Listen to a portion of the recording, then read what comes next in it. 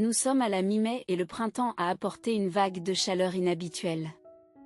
Malgré ce temps caniculaire, le terrain de golf conservait son état impeccable, l'herbe verte s'étendait dans toutes les directions, donnant au paysage un aspect surréaliste, plus proche d'un terrain de golf miniature que d'un véritable environnement extérieur. Le parcours est parsemé de douces plaines, de creux et de collines, parfois dépourvues d'herbe, qui ajoutent au charme unique du paysage.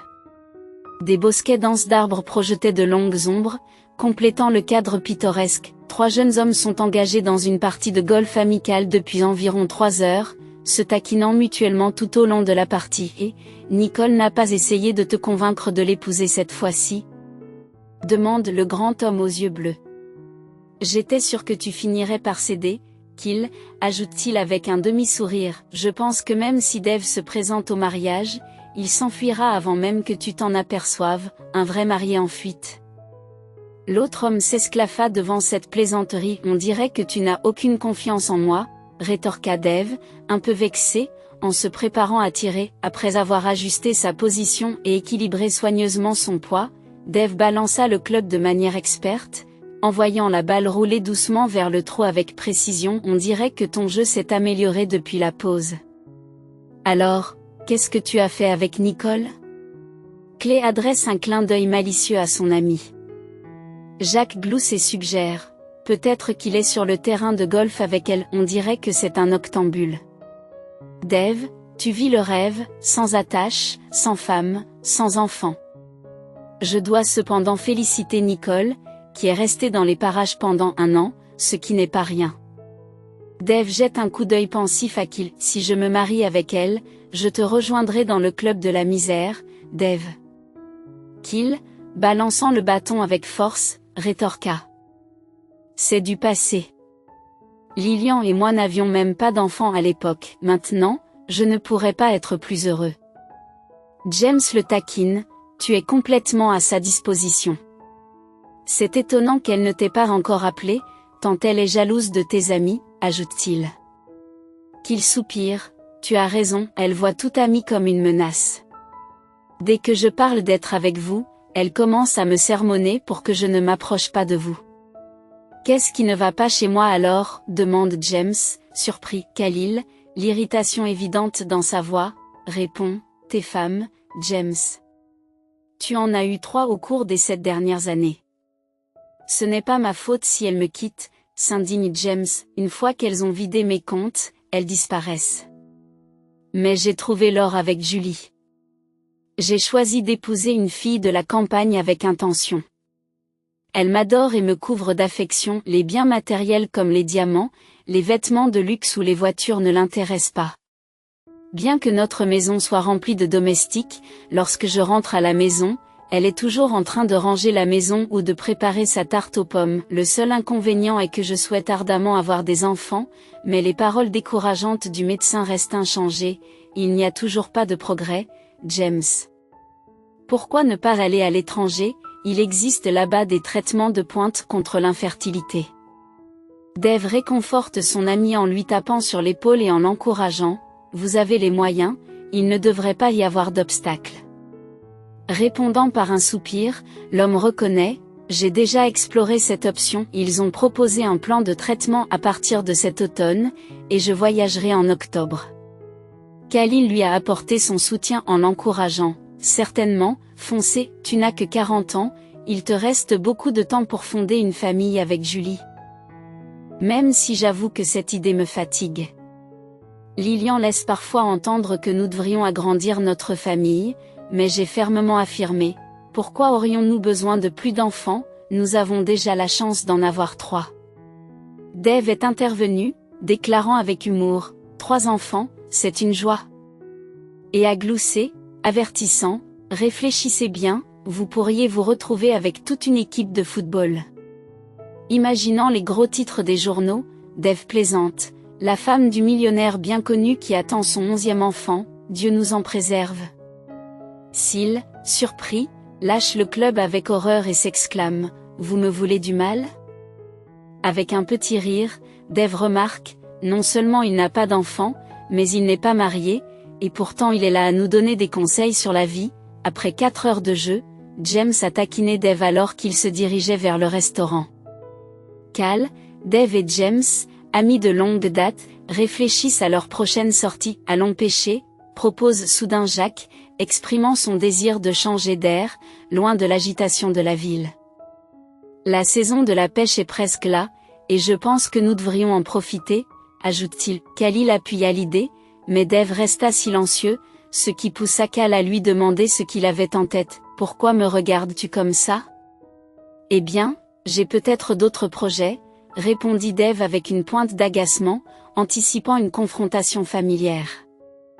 James gloussa, qualifiant en plaisantant Dave d'éternel perturbateur de leur groupe. Dave avoua qu'il avait rencontré une nouvelle fille, suscitant l'incrédulité et l'amusement de ses amis. Malgré leur taquinerie, les amis finissent par convaincre Dave de se joindre à eux pour une partie de pêche en juin. Dave accepte à contre-cœur, mais ne peut s'empêcher de grommeler sous son souffle qu'il a été contraint de le faire. La journée s'est poursuivie par une visite agréable au club de golf, suivie d'un repas satisfaisant au restaurant avant que chacun ne se sépare. Plus tard, Dave passa un coup de fil, accueillant le destinataire avec un joyeux salut. « Cathy, comment se passe ta journée? Quels sont tes projets pour aujourd'hui ?» La réponse fatiguée de Cathy a indiqué qu'elle était sortie faire des courses, ce qui laissait présager une journée mouvementée. « Le mariage de ma sœur est dans une semaine, alors je me prépare. »« Je suis ravie de l'entendre, » répond l'homme avec joie. « Après une journée aussi fantastique, que diriez-vous d'aller dans un café? »« C'est parfait, » répond la jeune fille. Le cercle d'amis de Dave comprenait plusieurs compagnes pour différentes occasions. Parmi elles, Nicole était toujours considérée comme la candidate principale pour devenir sa femme, tandis que Cathy était une connaissance récente. Hélène, une ancienne flamme, est restée plus une amie, bien qu'ils aient occasionnellement partagé des rendez-vous romantiques. Au départ, Dave se considérait comme un joueur en raison du nombre de femmes qu'il avait fréquentées, mais il s'est progressivement rendu compte que ce n'était pas exact. Il était capable de loyauté et d'engagement, mais il n'avait tout simplement pas encore rencontré la bonne femme. Dernièrement, il s'est rendu compte que de nombreuses femmes étaient attirées par lui en raison de sa richesse, y compris Nicole et Dave. Au fond de lui, il enviait ses amis et rêvait d'une famille et d'enfants, mais il n'avait pas encore trouvé de partenaire convenable. À 35 ans, Dave garde espoir en l'avenir. Ce soir-là, il se rend en voiture chez Cathy, qui l'accueille avec des yeux pétillants. « Je suis ravie de te voir, » lui dit-elle. « Je m'excuse d'avoir été très occupée ces derniers jours, ce qui nous a fait manquer l'un à l'autre. »« Ne vous inquiétez pas. Ce qui compte, c'est que nous soyons là maintenant, » la rassure Dave en lui tenant la main. « Tu n'as jamais parlé du prochain mariage de ta sœur. »« Honnêtement, j'ai été préoccupée ces derniers temps et j'ai failli l'oublier avec tout ce qui s'est passé. Ma sœur a une chance inouïe, elle s'apprête à se marier avec un homme d'affaires prospère, et je ne pourrais pas être plus heureuse pour elle. L'idée d'avoir une maison spacieuse, sa propre voiture et tout le luxe qu'elle désire me remplit de joie, songe la jeune femme. Malheureusement, je n'ai pas la même chance, regrette Cathy, ce qui surprend Dave. Mais tu n'as que 23 ans, remarque-t-il, perplexe. Qu'est-ce qui te préoccupe? C'est précisément cela, explique Cathy. Je n'aspire pas à me contenter d'un homme ordinaire. Je comprends ma propre valeur. Dave la regarda avec sincérité. Ne vous inquiétez pas. Une femme de votre calibre trouvera sans aucun doute quelqu'un qui vous appréciera, rassura-t-il en lui adressant un clin d'œil amusé. Beaucoup d'hommes fortunés sont à la recherche d'une véritable compagnie. Et vous, Cathy, demanda-t-il soudain, quelles sont les qualités que vous recherchez chez un partenaire? Je n'ai pas encore tout à fait compris, avoue Dave. Les apparences peuvent être trompeuses. Tout le monde finit par vieillir, alors ce qui compte vraiment, c'est de trouver quelqu'un qui a une belle âme. Tu crois que c'est important? Cathy s'esclaffe. Après tout, personne n'a jamais posé les yeux sur une âme. Tout est abstrait. On ne vit qu'une fois, alors il faut profiter pleinement de la vie. Malgré le désir de Cathy de visiter la maison de Dave, celui-ci invente une histoire pour expliquer qu'il doit rendre visite à son oncle à l'hôpital. C'est toujours la même histoire, se réprimande-t-il sur le chemin du retour, ayant l'impression que Cathy est vendue aux enchères comme une marchandise. Malheureusement, les enchères d'aujourd'hui n'ont pas abouti, ironise-t-il en réfléchissant à ses propres expériences. Dave se souvient qu'il a rencontré Julie, sa femme. Par hasard, un contraste frappant avec ses rencontres précédentes avec des chasseurs de fortune. James avait raison, se dit-il, après des années de relations ratées, j'ai trouvé le bonheur auprès d'une femme simple et sincère. Il y a 3 ans, Dave et ses compagnons étaient en train de pêcher dans une région éloignée lorsqu'une pluie torrentielle s'est abattue sur leur jeep, qui s'est retrouvé bloqué. Cherchant de l'aide, ils sont arrivés dans un village voisin où un vieil homme les a dirigés vers Julie. Elle va vous aider, assure-t-il. Bien qu'hésitant, les hommes décident d'écouter le conseil du vieil homme. Une jeune femme grande et bronzée les accueille à la porte. « Oh, vous êtes dans le pétrin », leur dit-elle. « Attendez ici, je vais m'en occuper. » Les amis regardent avec admiration Julie conduire habilement son tracteur jusqu'à la porte. « Montrez-moi le chemin », crie-t-elle par-dessus la pluie en se dirigeant vers leur véhicule bloqué. « Quelle femme remarquable », s'exclame James, impressionné par la force de Julie. « Je ne serais pas surpris qu'elle soit plus rapide qu'un cheval au galop », remarque Dave en souriant. L'histoire ne s'arrête pas là. Après les avoir sauvés, Julie a invité les convives à prendre le thé et les a régalés de son délicieux gâteau maison. James s'est immédiatement épris d'elle, à la grande incrédulité de ses amis. Il lui rappelle qu'il s'agit d'une fille de la campagne, mais James est déterminé et déclare « Julie sera mienne », et c'est définitif. 3 mois plus tard, ils se marient. Au fil des ans, James est resté profondément amoureux de sa femme et Dave a souvent observé la tendre affection dont Julie l'entourait lors de leur rencontre. « James, chéri, mon chaton, mon cher cœur », lui disait-elle avec amour, les yeux brillants de sincérité et d'adoration. Témoin de cela, Dave désirait ardemment éprouver ce genre de dévouement de la part de quelqu'un.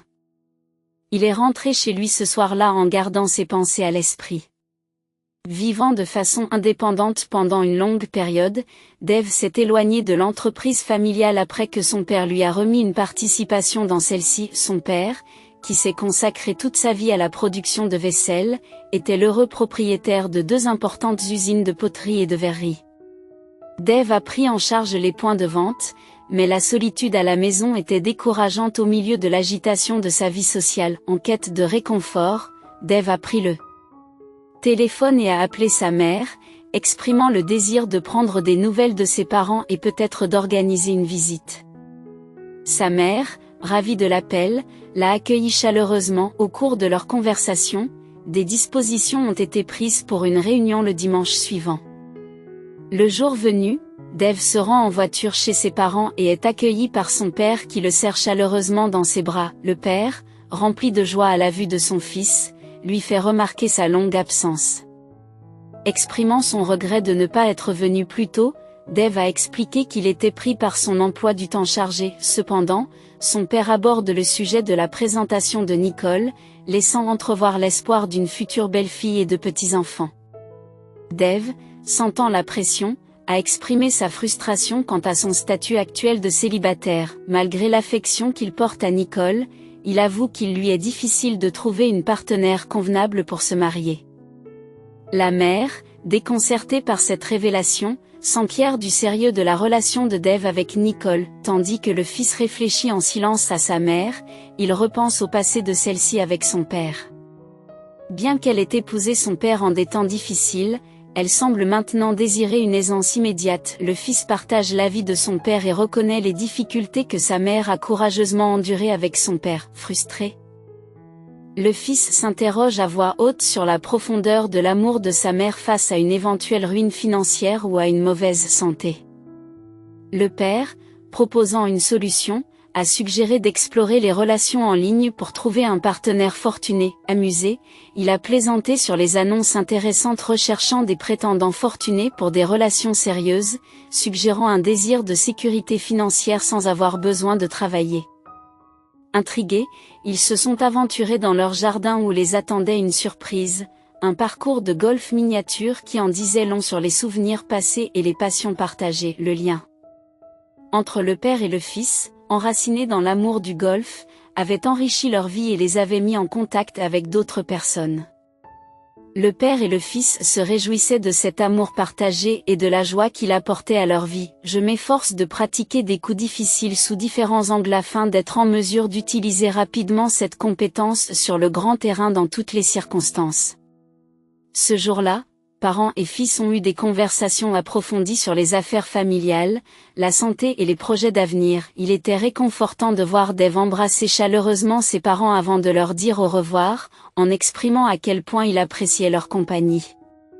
On ne s'ennuie jamais avec vous, a remarqué Dave en soupirant. Son père, une fois de plus, a suggéré à Dave d'emménager avec eux pour partager davantage de plaisir.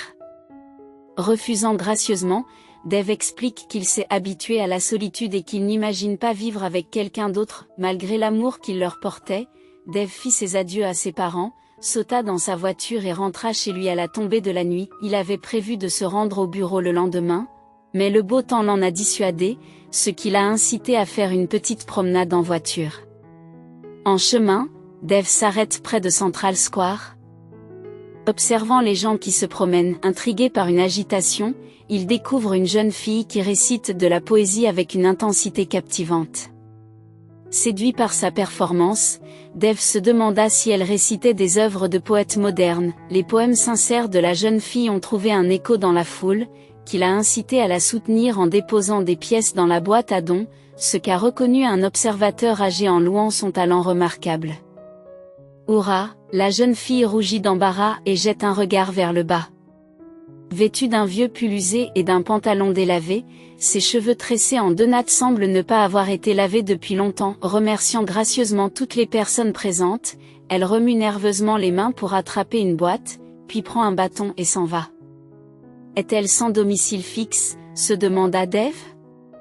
Pourtant, elle semblait se diriger quelque part, ce qui impliquait qu'elle devait avoir un endroit où se sentir chez elle. Dave balaya la pensée de la petite fille et changea rapidement de direction, contournant la place jusqu'à ce qu'il soit presque arrivé à sa voiture. Soudain, son téléphone sonna et une voix se fit entendre. « Bonjour, chérie, c'était Nicole, on ne se voit pas aujourd'hui ?» Lassé, Dave répondit, « Prévoyons demain, j'ai eu une journée mouvementée et j'ai besoin de repos. Nicole, tu me manques beaucoup ?» s'exclama-t-elle d'un ton boudeur, « Tu es toujours trop occupé pour moi, Dave. Cela ne fait qu'une semaine que nous sommes rentrés de Dubaï. » Irrité, il rétorque, « J'ai des choses importantes à faire, Nicole. Ce n'est pas comme si tout se résolvait tout seul, tu sais. » D'accord, ne vous fâchez pas, rencontrons-nous demain, dit-elle d'un ton taquin, j'attendrai avec impatience. Le lendemain s'avéra extrêmement mouvementé pour Dave. Réticent à retrouver Nicole pour cause d'épuisement, il accède néanmoins à son insistance, « Tu ne m'aimes pas du tout ?» mime-t-elle en versant de fausses larmes alors qu'ils sont assis l'un en face de l'autre dans le restaurant. « Je te désire ardemment, et pourtant j'ai l'impression que tu ne tiens pas compte de mes sentiments, Dave. » Nicole, voyons, dit Dave avec irritation, j'ai une multitude d'obligations à remplir, penses-tu que les affaires s'arrangent d'elles-mêmes ? Pourquoi ne pas envisager d'emménager ensemble ? Suggéra Nicole timidement. Si notre amour est vrai, pourquoi devons-nous supporter cette séparation ? L'homme la regarde et lui dit doucement, Nicole, je comprends tes sentiments, mais je ne suis pas encore prêt à franchir cette étape, est-ce que cela va te faire de la peine ? Elle, fidèle et résolue, répondit, j'attendrai patiemment ton retour à la maison, où je te nourrirai d'affection et de dévouement chaque jour, ma chérie. Je t'aime, mon chéri, pourquoi compliquer les choses ? Il tente de détourner la conversation en suggérant, une fois que tu viendras vivre avec moi, des soucis inutiles pourraient survenir. Nous pourrions nous retrouver en conflit, et tu ne voudrais certainement pas que nous soyons éloignés l'un de l'autre, n'est-ce pas, Nicole ? Nicole, qui l'observait attentivement, déclara, je te chéris profondément. Je ne peux pas supporter d'être séparé de toi, maintenons notre situation actuelle, pourquoi s'encombrer d'ennuis inutiles ? L'homme répondit avec lassitude, Je veux m'assurer de tes intentions sincères, Nicole. Nicole, furieuse, demande, fais un choix, soit tu me demandes en mariage, soit je m'en vais. Le cœur lourd, Dave répond, pourquoi toute cette mise en scène? Nicole, sans un mot, se détourne et s'en va. Dave s'attarde un moment dans le café, contemplant la situation, dépité mais résolu, il se résout à l'inévitable séparation avec Nicole. Que diriez-vous d'un voyage en train? Propose Dave lors de la prochaine réunion entre amis, qu'il, agité, rétorque, tu plaisantes? Suggères-tu aussi que nous voyagions en voiture? Tu n'apprécies pas le romantisme, qu'il? Pourquoi es-tu si contrarié aujourd'hui? Demande Jacques d'un air surpris. Il s'est passé quelque chose qui te tracasse? C'est à cause de toi, marmonna qu'il, frustré, tu as fait une prophétie. J'aurais préféré que tu te taises, qu'est-ce qui s'est passé? Dis-nous, s'il te plaît, demanda Dave. Lilian est à nouveau enceinte, s'exclama qu'il. C'est de ta faute et des blagues de ton équipe de foot. C'est une excellente nouvelle. Félicitations. James exprime sa joie, tu devrais être heureux d'une telle bénédiction. Au fait, pourquoi te stresser? Vous avez plus qu'assez d'argent, dit Dave en riant. Vos enfants sont bien pris en charge par le gouvernement. Mais ils sont si bruyants, persiste qu'il, on ne peut jamais échapper à leur énergie. Avec 10 pièces dans la maison, ils sont partout. C'est vrai, reconnaît James. Les enfants ont besoin d'être actifs et de jouer. Vous ne jouez pas avec eux, demande Dave. Si, répondit qu'il avec colère, mais pas 12 heures par jour. Je rentre à la maison épuisé par le travail, et c'est comme un zoo. Je ne peux pas imaginer comment la nounou et ma femme les gèrent. J'aimerais avoir un tel chaos, soupire tristement Jacques. J'ai envie d'avoir des enfants, même 4 ne serait pas de trop. Quand Lilian accouchera, je prendrai volontiers le bébé, proposa qu'il. Revenons à notre plan, reprit Dave. Comment allons-nous voyager pour la partie de pêche? En avion, bien sûr, déclarent ensemble les amis. Nous ferons une escapade romantique au bord du lac et dans la forêt sauvage. Les billets furent achetés et le jour du départ arriva enfin. Khalil est presque arrivé en retard, car il a joyeusement salué ses amis. Au fait, j'ai pensé à quelque chose, commença-t-il, et si Lilian avait des jumeaux? Dave ne peut s'empêcher de rire à cette idée. Ferme-la, Dave, crie Khalil, les mots ont du pouvoir, alors sois gentil avec ton vieil ami. Tu as failli rater notre vol parce que Lilian ne t'a pas laissé aller à la pêche, s'esclaffe James. Elle voulait commença l'homme avec colère, j'ai même oublié comment ça s'appelle. De quoi les femmes enceintes ont-elles envie en général, des cornichons ou des oranges? James rit. Non, ma femme a envie d'artichauts, s'étouffe Khalil, elle n'en a jamais mangé auparavant et maintenant je dois lui en trouver un où je suis grillé.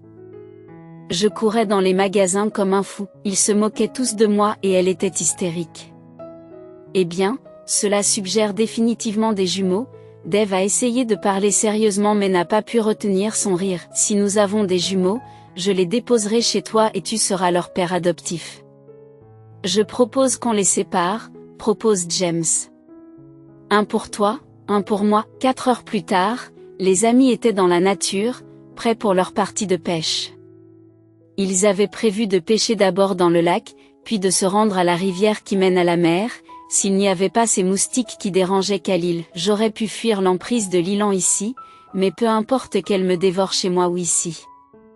Mais ici, tu partiras en tant que figure héroïque, dit Dave en riant, nous t'honorerons à titre posthume avec une inscription qui dira honneur et gloire à un père de nombreux enfants. Vous n'apprenez jamais, n'est-ce pas? S'emporta l'homme. Je vais vous donner une leçon, je dois être si repoussant que même les poissons ne veulent pas mordre à l'hameçon, dit Dave en plaisantant. Pas de problème, nous allons devoir réfléchir à un plan plus complexe pour vous, qu'il marmonne, je vais te déshabiller et t'attacher à un arbre. Tu seras un délicieux festin pour les moustiques. Ça ne marchera pas, rétorque Dave, as-tu oublié que toutes les femmes me trouvent irrésistible? De plus, Seules les femelles moustiques piquent, et elles voudront juste m'embrasser. Tu vis dans un fantasme. Se moque James. Tes charmes ne fonctionneront pas quand nous serons dans une situation aussi critique. Le groupe d'amis passa 3 jours inoubliables ensemble, et il en restait encore un. Alors que le téléphone de Dave sonne, la voix de Nicole traverse la ligne en pleurant. « Pourquoi ne m'as-tu pas contacté ? Tu as dit qu'on se séparait. » Perplexe, Dave répond « Je ne peux pas supporter d'être sans toi. Je t'aime. On peut se voir ? » Je ne suis pas à la maison en ce moment, explique calmement Dave. Nous sommes partis pêcher loin d'ici. Nous serons de retour demain soir. Quand reviendrez-vous ? Demanda Nicole avec insistance. Avec un peu de chance, nous serons de retour demain soir. Prévoyons de nous rencontrer le lendemain, propose Dave. Après l'appel, Qu'il et James échangèrent des regards complices, observant Dave avec curiosité. Au fil des ans, elle a peut-être imaginé votre richesse, réalisant qu'elle ne pouvait pas sortir un joyau comme vous, soupira James. Au début, j'ai attribué cela à la malchance de ma première épouse, mais comme ma deuxième femme présentait les mêmes caractéristiques, les doutes se sont installés. Lorsque j'ai pris la troisième, mes attentes se sont amenuisées, malheureusement non satisfaites. Toutes les femmes sont-elles faites de la même étoffe ? Dave s'indigne. N'y a-t-il personne qui ressemble à Lilian ou à Julie ? Pourquoi la malchance s'accroche-t-elle à moi avec autant de persistance ? La frustration de Dave s'apaise lorsqu'il le console en lui disant « Ton heure arrivera, elle t'appellera au bonheur. Il se peut que ce soit une personne inattendue qui capture votre cœur, rendant la vie incomplète sans elle. » Un tel amour peut-il vraiment exister ? Dave réfléchit doucement. J'aspire à un tel amour, mais peut-être suis-je incapable d'aimer. Qu'il rétorque, oublie ces notions. Vous êtes simplement piégé par des prédateurs qui se font passer pour des femmes. Cherchez les vrais. Il semble que même une jeune fille de 10 ans rêve d'opulence. Fournissez-leur des richesses, et elles les épuiseront en un rien de temps, cherchant à en obtenir davantage, spécula Dave. James ajouta, « Toutes les femmes ne se ressemblent pas, tu veux parier le dessus ?» Dave s'emballa, « Je trouverai quelqu'un de moyen ou d'indigent, et je parie qu'elle dilapidera toutes les richesses en un clin d'œil. » Qu'il tendit la main avec une proposition, « Lançons un défi, combien êtes-vous prêt à parier ?» Les yeux de Dave brillent d'ambition et il suggère, « Parions 100 000. Si tu gagnes, tu m'achètes une nouvelle voiture, et si je perds, tu m'épouses ce mois-ci, » proposa James. « D'accord, » dit Dave en riant, « mais si je perds, ce qui est très improbable, je choisirai moi-même ma future femme. » Qu'il acquiesce. À notre retour, nous commencerons tout de suite. On va s'éclater, même une petite fille ne pourra pas résister à mon argent, dit Dave avec un clin d'œil malicieux. Tu devrais peut-être offrir l'argent à Nicole, dit Jack en le taquinant. Tu ne perdras certainement pas, se moque Nicole, rejetant la suggestion d'une expérience équitable. Choisissons un observateur impartial, suggéra-t-elle. Dave avait besoin de temps pour y réfléchir. Désireux de se reposer à son retour, Dave reçut un appel surprise de Nicole ce soir-là et décida de lui rendre visite le lendemain. Alors que Dave arrive chez Nicole pour le déjeuner, elle se précipite pour l'accueillir avec enthousiasme. « Entre, je t'attendais, » dit-elle, superbe dans une robe élégante et des cheveux magnifiquement coiffés. Du vin et des amuse-gueules sont disposés sur la table. Nicole dit joyeusement en versant le vin dans leur verre, « C'est le moment de se réconcilier. » Je dois conduire et je ne peux pas rester longtemps, dit Dave. Nicole se sentait mal à l'aise, essayant d'utiliser ses meilleurs charmes de séduction pour le retenir.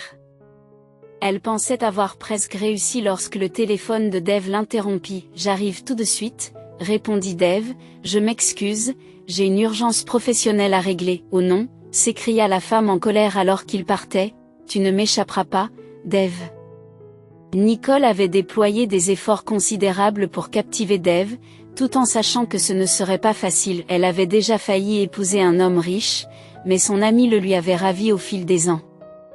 Cela l'avait rendue plus rusée et plus prudente, mais Dave s'était avéré être un dur à cuire. Le jeu de l'amour l'avait épuisée avec le temps, et elle avait espéré que Dave la demanderait enfin en mariage de tout cœur après avoir posé un ultimatum.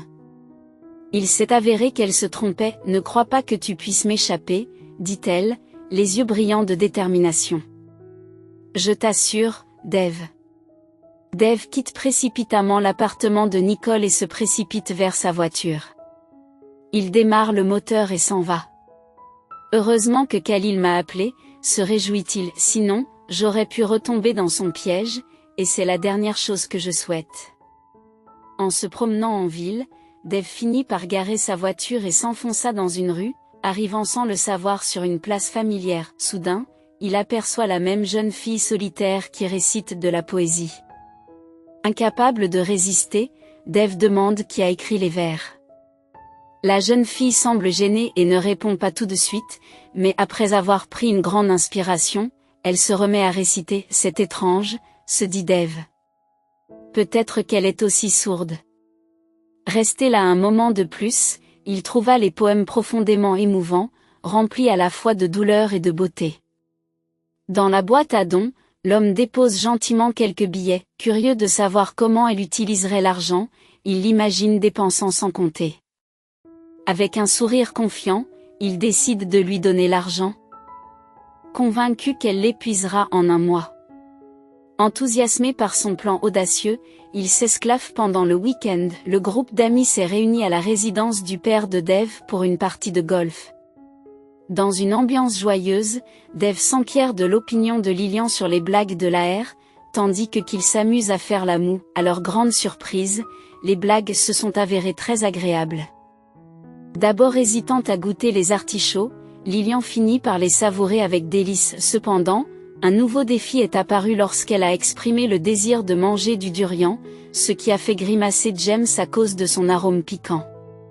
Bien qu'il l'ait mis en garde contre sa forte odeur, elle est restée inflexible sur son envie de l'essayer. Frustré, l'homme évoque ses tentatives infructueuses pour la dissuader de regarder des émissions de cuisine et de voyage en raison de ses envies imprévisibles. À bout de nerfs, il s'est interrogé sur la prochaine demande qu'elle pourrait faire, remarquant ses préférences gustatives particulières. Déconcerté, James a suggéré qu'elle pourrait tout aussi bien adopter des goûts non conventionnels comme les anchois, les olives, le crabe ou d'autres aliments typiquement désirés par les femmes enceintes. Choqué par son penchant pour les piments habanero, même sans pain, qu'il exprime son incrédulité. Sur le ton de l'humour, Dave a dit qu'il devait s'agir de jumeaux, peut-être des garçons. Le groupe partage un rire avant que Dave ne poursuive ses réflexions. Je voudrais parler de notre accord. J'ai l'intention d'apporter une aide financière à une jeune fille qui semble avoir 10 ou 11 ans et qui vit dans la pauvreté. Elle ressemble à une mendiante. Il semble certain que vous sortirez vainqueur de ce pari, fit remarquer Ked d'un geste.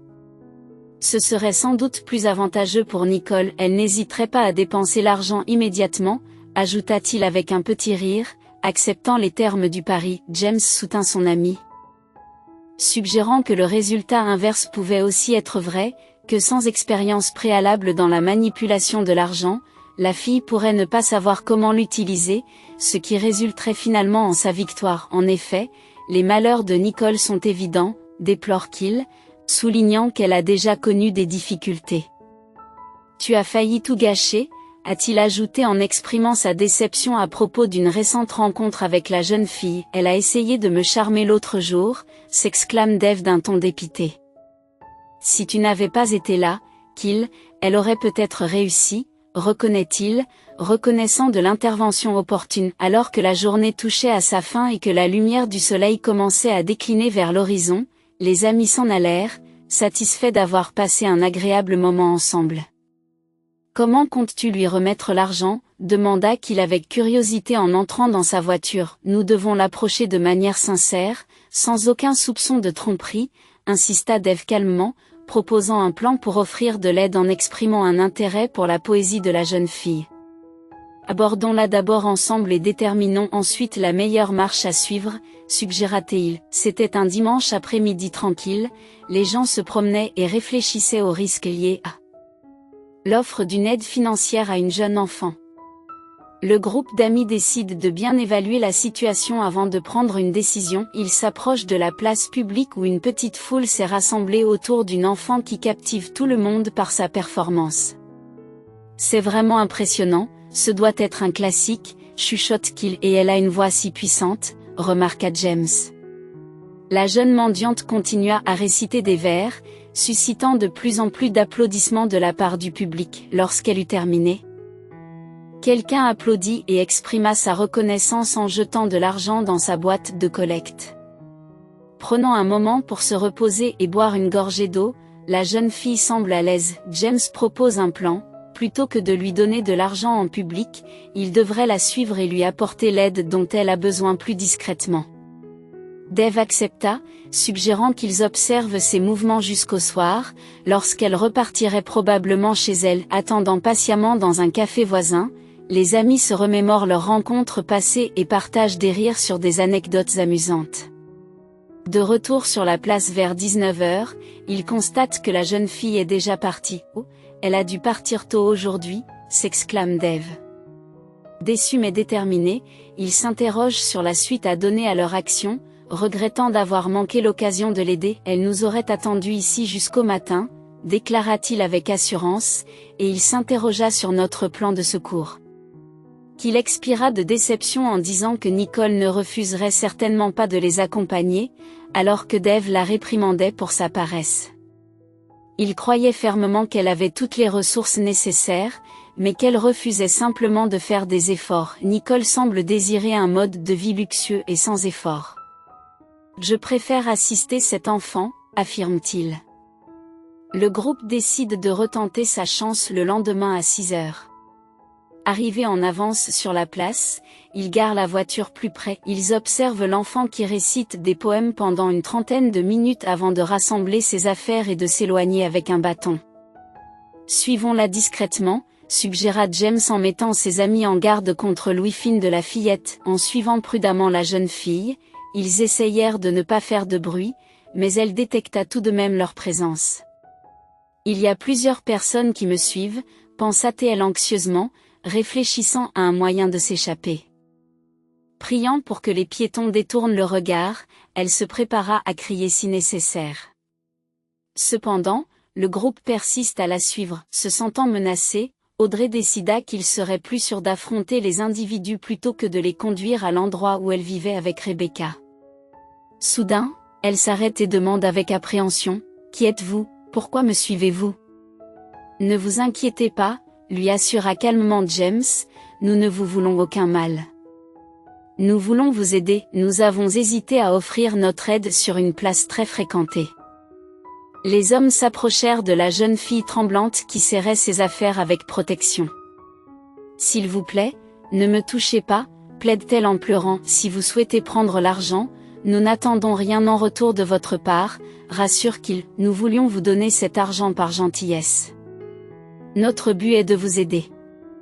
Nous voulions simplement éviter d'attirer l'attention sur nous ici. » Dave lui tendit un sac d'argent et lui dit, « Prenez-le, mais soyez prudente et gardez-le caché chez vous. Il vous permettra de vous nourrir et de vous vêtir. Notre richesse nous permet d'offrir cela sans frais. » La jeune mendiante remua nerveusement ses mains, examinant le sac avec circonspection. En l'acceptant, elle exprima sa gratitude avant de s'éloigner. « Puis-je vous demander votre nom ?» Dave l'appela, mais elle hésita un instant avant de s'éloigner. « Oh là là, je n'aurais jamais imaginé me retrouver à courir après quelqu'un pour lui donner de l'argent, » remarqua James en s'essuyant le visage. « C'est un véritable renversement des rôles, » acquiesce Dave. « C'était vraiment une rencontre indescriptible. Je ne peux m'empêcher d'avoir pitié de l'enfant, elle semblait si effrayée que j'aurais voulu lui offrir une étreinte réconfortante.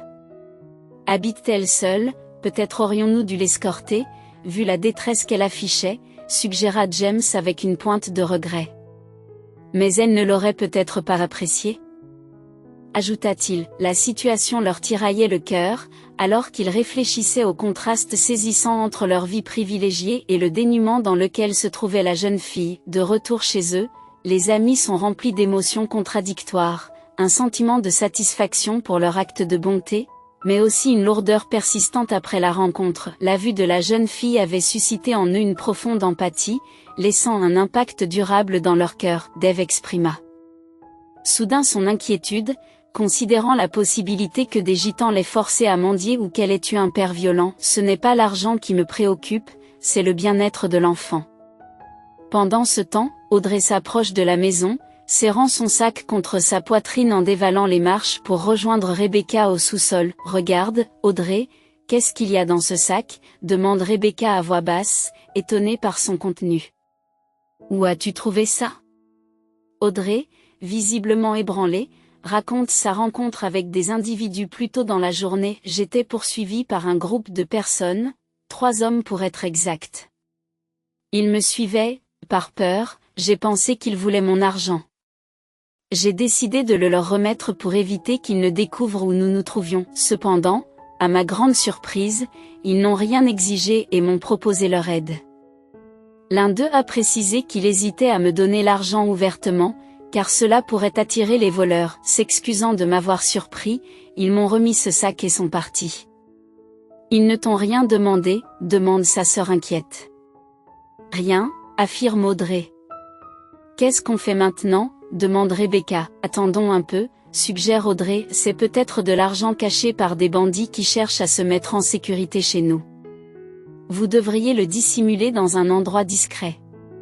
Si personne ne se manifeste d'ici un mois, nous pourrons décider de la marche à suivre. Sa sœur acquiesça. Je vais le cacher sous le plancher. Elle lui révèle alors leur cachette secrète où elles ont mis à l'abri la précieuse bague en or de Rebecca et une somme de $1000 offerte par leur père. La sécurité d'Audrey est assurée par leurs économies. Curieusement, Rebecca s'enquiert des voix de leur ravisseur alors qu'ils s'installent pour la nuit. Le ton était-il dur ? L'incertitude plane dans l'air. J'étais tellement effrayée que je n'arrivais pas à faire la différence, répond Audrey. Pour moi, l'un d'entre eux semblait jeune et avait une voix agréable. Un autre était un peu plus bourru, mais dégageait de l'empathie et de l'inquiétude. Le troisième homme ressemblait à une figure paternelle, probablement l'aîné. Ses paroles traduisaient une affection paternelle, dénuée de toute hostilité. Qu'est-ce que cela peut bien signifier ? Se demande Rebecca à voix haute. Laissons ces pensées pour l'instant, il se fait tard et tu dois être épuisé, ajoute-t-elle. Une voix d'enfant l'interrompt, tu n'as pas sommeil, Rebecca ? Te souviens-tu de notre mère, peux-tu partager des souvenirs d'elle ? Audrey se souvient de leur mère avec affection. Elle attendait ton arrivée avec impatience, alors papa et moi sommes sortis pour t'acheter des vêtements. Je me souviens très bien de ton affection pour un ensemble particulier orné de motifs de papillons exquis sur un haut et un pantalon d'un blanc immaculé. Nous étions tous ravis de ton arrivée. Maman a-t-elle assisté à ma naissance ? Demande la petite fille avec enthousiasme. Malheureusement, non, soupire Rebecca. Elle est tombée dans le coma et n'a jamais repris conscience. Le 3e jour, nous l'avons perdue. J'aurais aimé que tu puisses la rencontrer, pleure l'enfant. Même si elle était encore parmi nous, tu ne te souviendrais pas d'elle, chère sœur, a consolé Audrey. Un jour, tout changera et nous résiderons à nouveau dans un grand manoir. Elle caresse tendrement la tête de la jeune fille. Accrochons-nous à ce rêve. D'accord ? Un endroit avec un jardin et des balançoires, commence Audrey, et j'aimerais bien avoir un chien et un chat aussi. Tu verras, rassure la jeune fille d'un ton apaisant, j'ai l'impression qu'un jour tu retrouveras la vue, et je serai là pour ça, se réjouit Audrey. Sinon, tout est flou devant mes yeux, et puis c'est presque l'obscurité. C'est comme ça tout le temps, reposons-nous, ma chérie. Bonne nuit, Rebecca, dit doucement Rebecca en caressant la main de sa sœur. Sur ce, elle ferma les yeux et des larmes coulèrent silencieusement le long de ses joues. Elle reconnaît qu'elle devrait être heureuse parce que le printemps est arrivé, apportant l'espoir d'une période plus facile à venir. Cependant, contrairement à Audrey, Rebecca est assez mûre pour savoir que l'hiver reviendra inévitablement, apportant avec lui de nouveaux défis. Une fois de plus, Rebecca pense à ses parents. Rebecca, dépêche-toi, lui dit son père, sinon tu seras en retard à l'école. Finissant son petit déjeuner sans enthousiasme, Rebecca prit son sac à dos et se dirigea lentement vers la voiture. « Si seulement je n'étais pas obligée d'aller dans cette affreuse école, murmure-t-elle avec dépit, je pourrais passer toute la journée à écrire des poèmes. » À l'âge de 8 ans, un génie naissant émerge en Rebecca, et elle se consacre sans relâche à l'écriture. Au début, ses parents n'y prêtent guère attention, mais un jour, alors que sa mère range sa chambre, elle tombe sur le journal d'écriture de Rebecca. Cette découverte la laisse pantoise. « Bernard, il faut que tu lises ça », s'exclame-t-elle, incrédule, « c'est exceptionnel. » L'homme tient le carnet dans ses mains et commence à lire, ses yeux s'écarquillant à chaque instant. S'arrêtant, il jette un coup d'œil à sa femme et s'exclame « Chérie, elle est incroyablement douée. Comment une simple enfant pouvait-elle écrire des poèmes aussi captivants, à l'âge de 15 ans ?» Rebecca a déjà reçu de nombreux prix prestigieux pour son travail exceptionnel. Ses parents, reconnaissant son don, ont soutenu et encouragé sa passion pour la poésie sans intervenir. Rebecca trouve le vrai bonheur dans son métier, même si elle méprise l'école à cause de quelques professeurs qui ignorent et déprécient son talent. Après avoir obtenu son diplôme, Rebecca a poursuivi des études de littérature à l'université, se plongeant dans ses études. Un jour fatidique, tout a changé dans sa vie, provoquant un changement de perspective. Alors que Rebecca sombrait dans un sommeil réparateur, sa sœur Audrey, malgré sa déficience visuelle, s'est réveillée tôt pour s'occuper d'elle. Audrey a gentiment rangé et préparé le petit déjeuner, consciente de la faible luminosité de la pièce où Rebecca travaillait toujours. Installée près de la petite fenêtre pour un meilleur éclairage, Rebecca partagea avec enthousiasme son dernier quatrain avec Audrey, lui demandant son avis. « Qu'en penses-tu ? J'ai l'intention de le terminer aujourd'hui, et nous pourrons le peaufiner demain, » dit-elle avec enthousiasme. Audrey a apprécié la remarquable poésie de sa sœur, admettant que les vers évoquaient à la fois des larmes et de la joie, en résonance avec les éléments de leur famille aimante. Savourant ensemble un petit déjeuner simple composé de thé et de pain, les deux sœurs profitent d'un moment de tranquillité avant le départ d'Audrey. Si Audrey pouvait être témoin de leurs conditions de vie, elle serait probablement accablée par la dure réalité de leur situation. Audrey et Rebecca habitent actuellement au sous-sol d'une ancienne maison délabrée qui a été désertée par ses occupants 7 ans auparavant. Les fenêtres des pièces à vivre, qui n'ont pas été touchées, sont fissurées et procurent une chaleur réconfortante en hiver. La lumière faible mais suffisante d'une petite fenêtre éclairait les tâches de Rebecca. Étonnamment, elles sont tombées sur une prise électrique fonctionnelle pour un usage technique, ce qui leur a permis de préparer du thé chaud. La découverte par Audrey d'une théière parmi les objets jetés près des poubelles a réjoui Rebecca, rendant leur deuxième hiver au sous-sol plus supportable.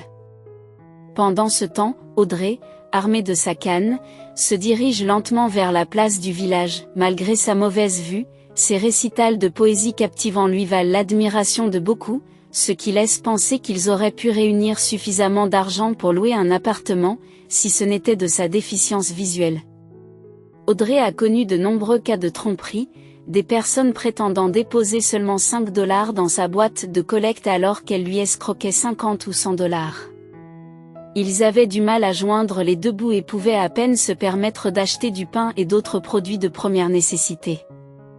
Se dirigeant vers la place avec précision à l'aide de sa canne, Audrey monte les marches vers le monument. Posant sa boîte de collecte devant elle, elle commence à réciter ses poèmes. Malgré sa vue limitée, elle avait développé un sens aigu de la détection de la présence des gens, une aptitude qui ne lui a jamais fait défaut. Alors qu'elle était debout, elle sentit un groupe d'individus s'approcher d'elle, glissant discrètement quelques papiers dans sa poche. 1 heure plus tard, un grondement de tonnerre retentit, signalant l'arrivée imminente de la pluie. La jeune fille, anticipant l'averse, rassemble ses affaires et se réfugie dans la cave d'un immeuble voisin. Bien que la porte soit fermée, les marches couvertes la protègent de la pluie. Bientôt, le bruit des gouttes de pluie frappant le toit en plastique retentit et une forte averse commence. Audrey a écouté la pluie, imaginant la voix de sa mère qui s'y mêlait, sachant que sa sœur aînée, Rebecca, faisait de son mieux pour combler l'absence de leur mère. Mais qu'elle avait du mal à le faire en raison de ses handicaps physiques. Audrey a réfléchi à leur passé de sans-abri pendant plus de 3 ans, réalisant à quel point le temps avait passé vite. Elle se souvient avec nostalgie de certains éléments de leur ancienne maison, même si sa vue déclinante voile désormais son passé dans l'obscurité, ne lui laissant que des souvenirs fugaces de son père. La pluie s'étant calmée, Audrey sortit de sa cachette et se dirigea vers le magasin. « S'il vous plaît, puis-je avoir du pain, 4 saucisses et un biscuit ?» demande-t-elle en tendant le paiement à la vendeuse. En acceptant les courses que lui tend la femme mûre, elle glisse discrètement un billet de 100 $ dans sa poche. « Il y aura de la monnaie ?» demande l'enfant en tendant la main. « Ce n'est pas assez. »« Je t'ai donné les saucisses en cadeau », propose la vendeuse. Reconnaissante, la fillette la remercie et s'en va. Alors qu'elle s'approche de la maison, la pluie recommence à tomber. Audrey, trempée, enfila des vêtements usés et transporta sa tenue et quelques affaires de Rebecca à l'extérieur pour qu'elles soient lavées par la pluie. C'est ainsi qu'ils lavaient leurs vêtements après une averse. Après avoir essoré les vêtements et les avoir suspendus pour qu'ils sèchent, ils s'attablent pour un modeste repas. « Nous avons des saucisses ce soir », annonça joyeusement la jeune fille. Ils dînèrent ensemble, puis elle se lança dans ses études. La nuit tombe sur leur humble demeure. Audrey est réticente et se couche rapidement, tandis que Rebecca, comme d'habitude, peine à trouver le sommeil. Pendant la journée, les pensées de ses parents traversent rarement l'esprit de Rebecca. C'est une période de créativité et d'écriture pour elle. Cependant, la nuit lui apporte un profond sentiment de solitude, un rappel brutal de leurs épreuves passées. Le médecin explique que la déficience visuelle d'Audrey est probablement due à une complication à la naissance ou à une erreur médicale. La chirurgie est la seule solution viable, mais elle ne peut être pratiquée avant qu'elle n'ait atteint l'âge de 5 ans. Le père s'est déclaré prêt à couvrir les frais, désireux de rendre la vue à sa fille. Cependant, le médecin l'avertit qu'une telle procédure nécessite d'attendre qu'Audrey soit majeure. Le médecin l'a regardé fixement et lui a dit qu'il n'était pas possible d'effectuer l'opération avant l'âge de 5 ans. Le père, décontenancé, s'exclame « Oh mon Dieu !» Il faut donc s'attendre à une attente de plus de 3 ans. Audrey était presque aveugle depuis sa naissance en raison d'un accouchement complexe et du décès de sa femme. Leur père Bernard a donc consacré tout son temps et ses soins à ses filles dès leur plus jeune âge. Il s'est révélé être une personne intelligente, qui a commencé par être l'assistant d'un maître en réparation d'appareils électroménagers. Par la suite, il s'est lancé dans l'électronique et a créé sa propre et modeste entreprise. Quelques années plus tard, il a acquis une maison dans la banlieue.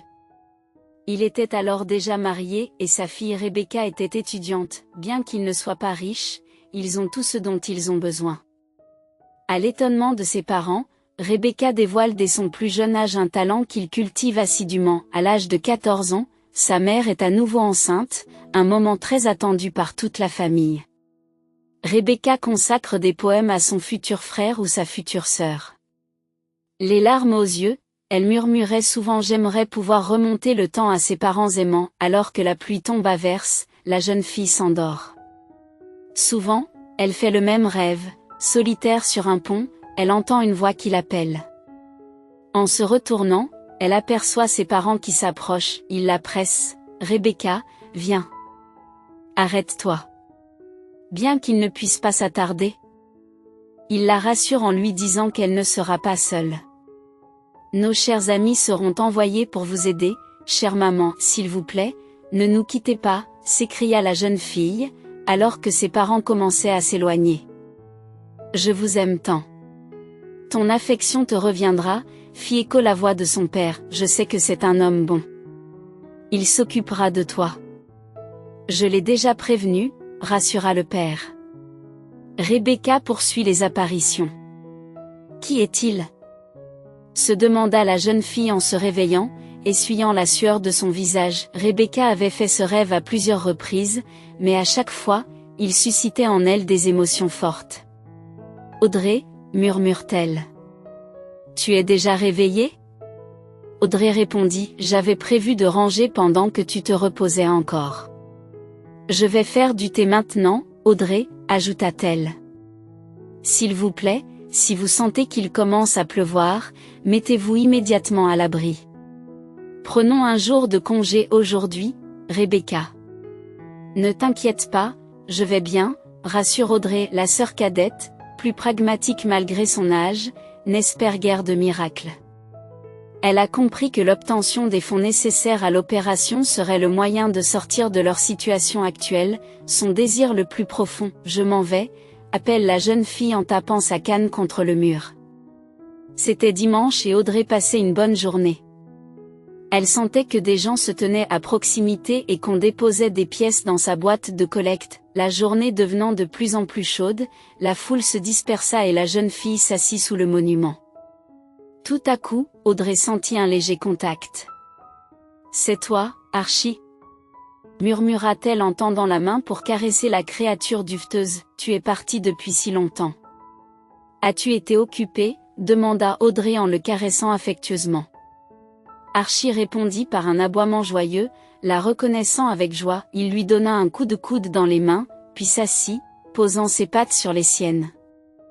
Audrey lui caresse tendrement la fourrure et lui fait remarquer « Tu es un travailleur si assidu. » Elle glousse doucement « Tu as dû être très occupé avec tes amis qui traînent dans les décharges, n'est-ce pas ?» Le chien s'attarda un instant près d'Audrey, aboyant avant de s'éloigner. Archie ne l'avait jamais supplié de lui donner des friandises. Peut-être avait-il compris que sa vie était assez semblable à la sienne, à une différence près, la vision déficiente d'Audrey. Elle luttait contre la vue, souvent incapable de voir clairement ou même de voir du tout. Plus tard dans la journée, alors qu'Audrey rentre chez elle, elle salue joyeusement sa sœur Rebecca. « Et, comment va Archie ?»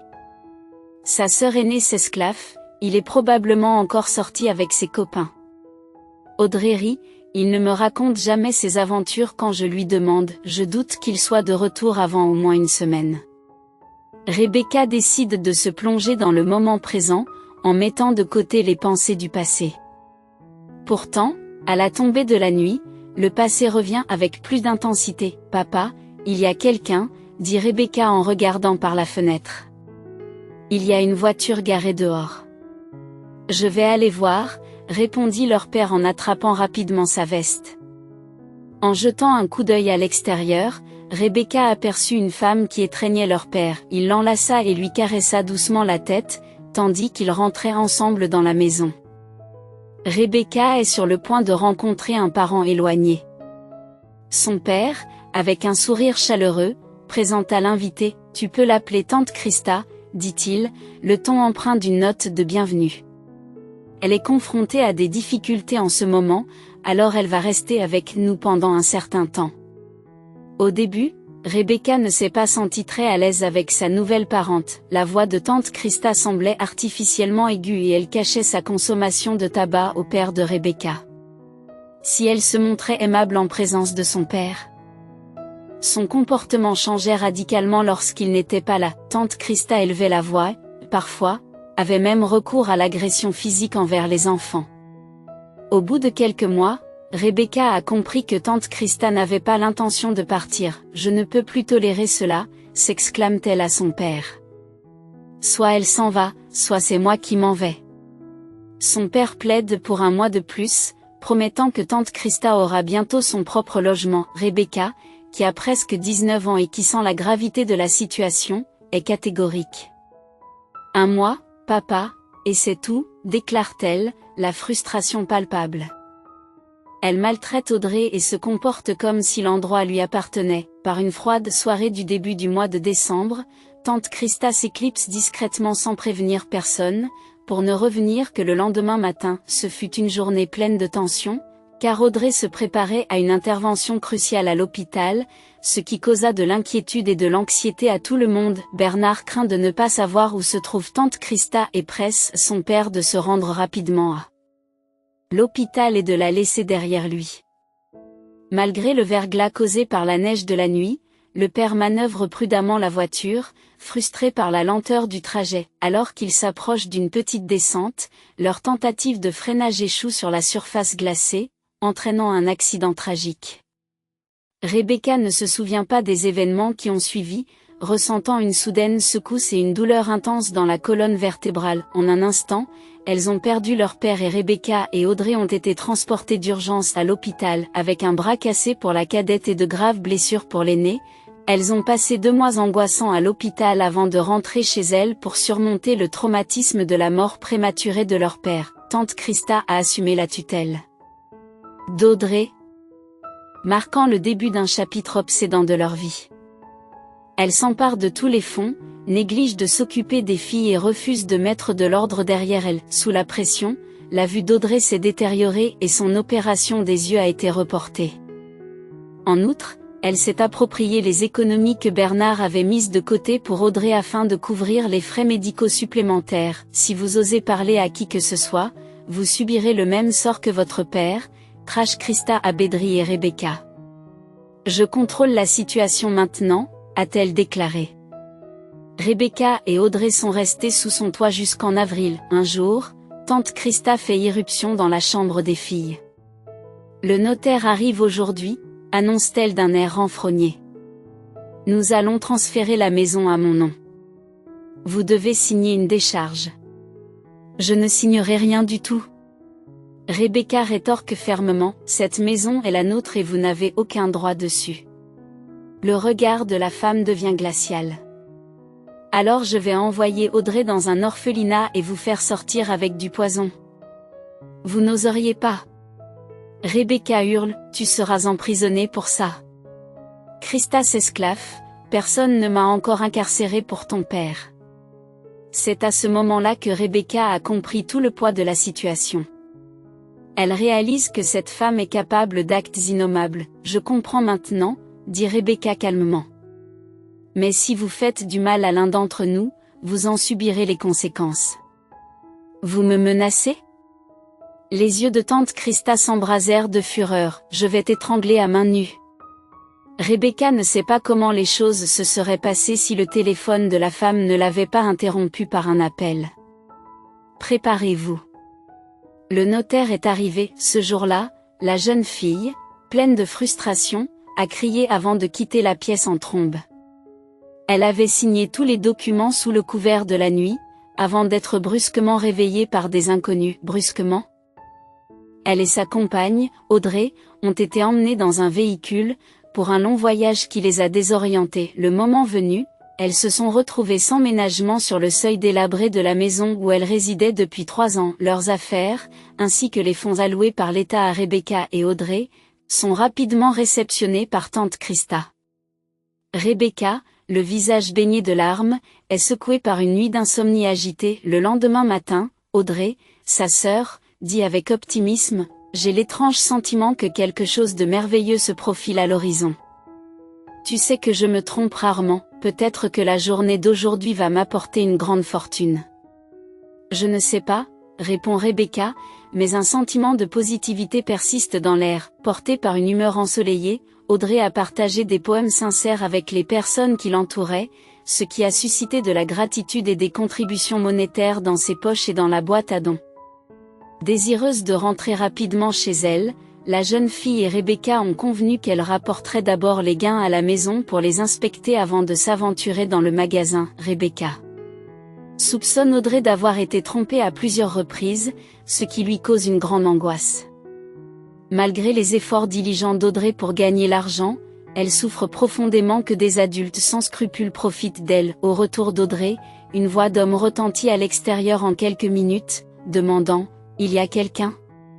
C'était Dave, qui était entré dans la cour de la maison aujourd'hui semi-démolie où résidait Audrey. « Où êtes-vous en ce moment ? Êtes-vous chez vous ?» Comme il n'y avait pas de réponse, l'homme inspecta prudemment la maison vétuste, la trouvant inoccupée et périlleuse à cause de son plafond instable. Alors qu'il s'apprêtait à partir, son attention fut attirée par le sous-sol à jarre, il ouvrit lentement la porte. « Audrey, es-tu là ?» Appela-t-il dans l'abîme sombre du sous-sol, puis il éclaira l'endroit avec la lampe de poche de son téléphone et descendit les escaliers. La présence d'un petit tapis laissait présager une ancienne habitation. « Audrey, c'est moi. Tu te souviens de moi et de mes amis ? Nous sommes venus vous aider, » appela Dave à voix haute. Avançant dans une pièce plus loin, le silence enveloppait l'espace jusqu'à ce qu'il perçoive un léger mouvement sous des chiffons. « Audrey, n'ayez pas peur, je te promets de ne pas te faire de mal. Je veux seulement vous aider. » S'il vous plaît, parlons, implora-t-il. Le visage d'une femme émergea, affichant une mine effrayée, tandis que Dave demandait avec surprise, « Qui êtes-vous ? Je suis désolé, je cherchais Audrey, peut-être savez-vous où elle se trouve. » « Que voulez-vous ? Mes amis et moi lui avons apporté une aide financière.